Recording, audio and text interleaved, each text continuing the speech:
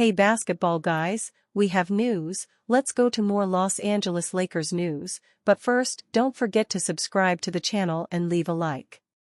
If it's not looking good for the Lakers this season, it could be even worse if one of their stars asks for a trade. Anthony Davis is having an MVP season, but he has had little help in leading the Lakers to win games. Anthony Davis asks for a trade to play for rival Golden State Warriors? One potentially volatile option is the Golden State Warriors.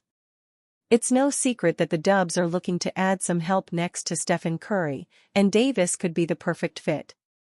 At 6 feet 10 inches, the 5x all-defensive star could slide into center next to Draymond Green, and the two would no doubt cause major problems for opposing offenses.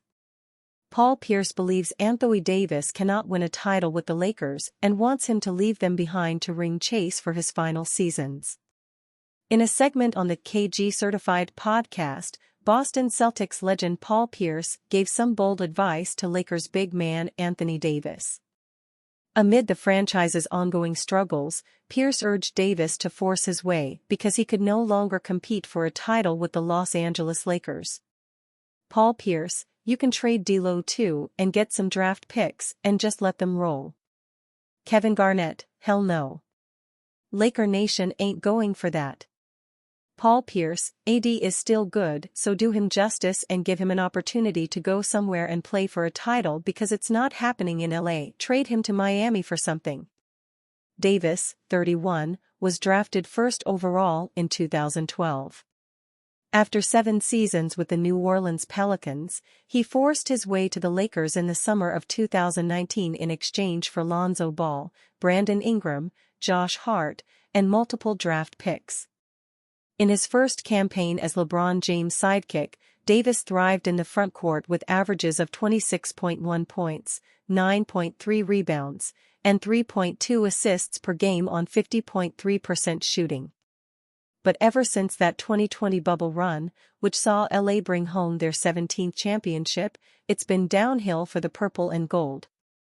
Last season, after working so hard to get into the playoffs, they were quickly bounced in the first round against a Nuggets team that swept them the year prior.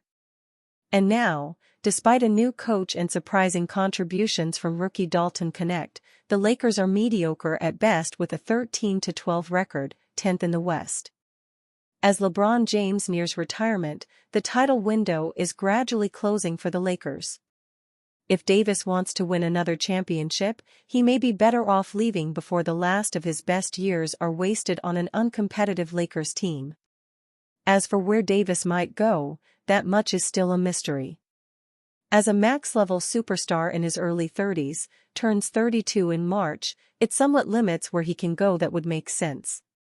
The Miami Heat could be an underdog in any sweepstakes for Davis.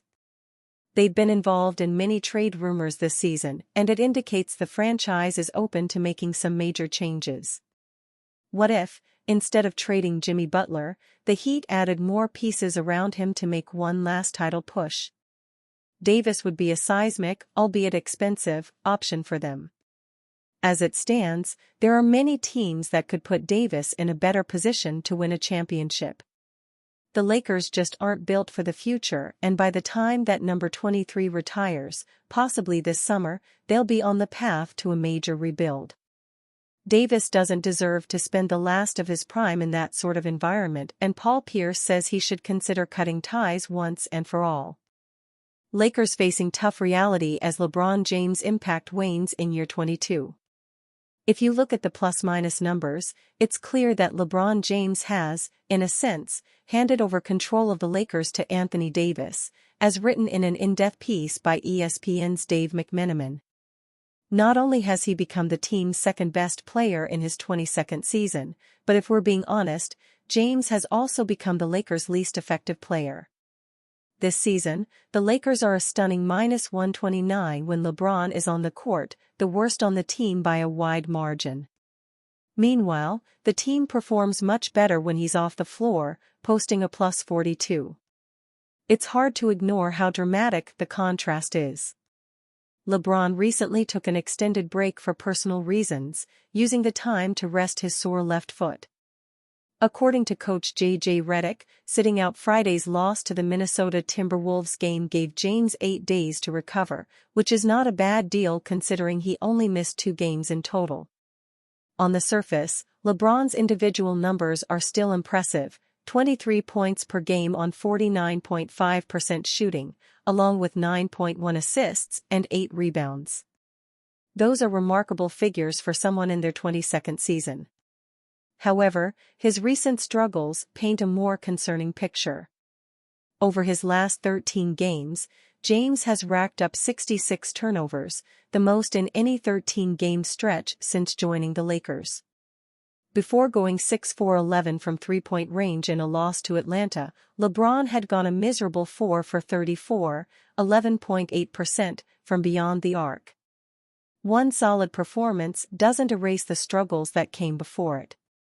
As one of James' former assistant coaches noted to McMenamin, he had that stretch where he looked probably as human as he's never looked in his career. It seems like he's prolonged it more than anybody ever has, but at some point, he's going to just reach a point where he can't do it. And it seems like that day is getting closer and closer now.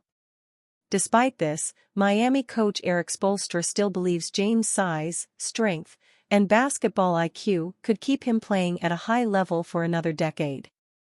But even Spoelstra knows that Father Time waits for no one.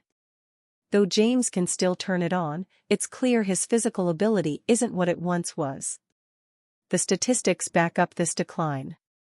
James is shooting just 65% on layups and dunks, his worst mark since player tracking started in 2013-14. His shooting percentage from 8 feet out, 62%, is his lowest since his rookie season in 2003-2004, per McMenamin.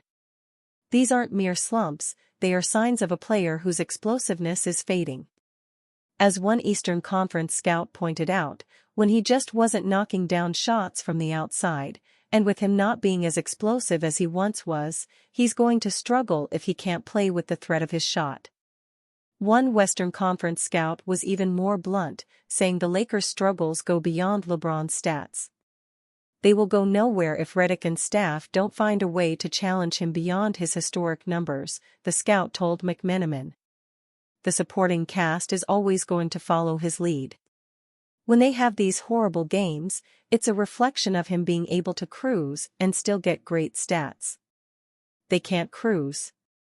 After a loss to Miami, LeBron, alongside Davis, accepted responsibility, acknowledging that poor team performances ultimately fall on the players, not the coaches. However, just a few nights later, after another defeat in Atlanta, James pointed to a different cause. "We don't have much room for error," he said, blaming the absence of key players like Austin Reeves, Jared Vanderbilt, Jackson Hayes, and Christian Wood. But sitting out games like the one against Minnesota becomes a tricky decision, especially as the Lakers continue to deal with injuries and lack of depth. Sure, it'd be great to rest your second-best player who's 40 years old, but with the lack of talent and obviously also the lack of health, it makes it incredibly difficult to sit somebody like that, a West scout told McMenamin. "I think that comes back to the roster issue of he can't consistently do it over an 82-game stretch at his age. And he needs help, and he doesn't have help."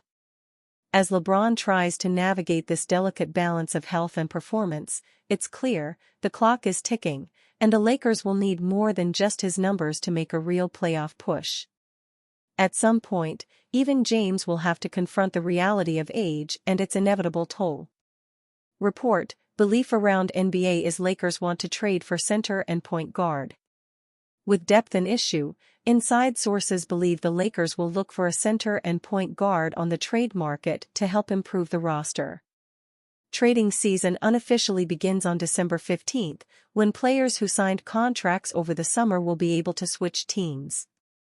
There were 85 free agents who signed in the offseason, so a significant number of players will go from unavailable to movable on this date.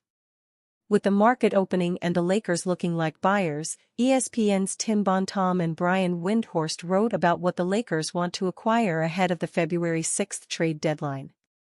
the Lakers remain armed with D'Angelo Russell's expiring $18.6 million contract, several other minimum players on expiring deals, as well as their 2029 and 2031 first-round picks, but it will be difficult for a negotiation to fix the myriad of problems with the current squad.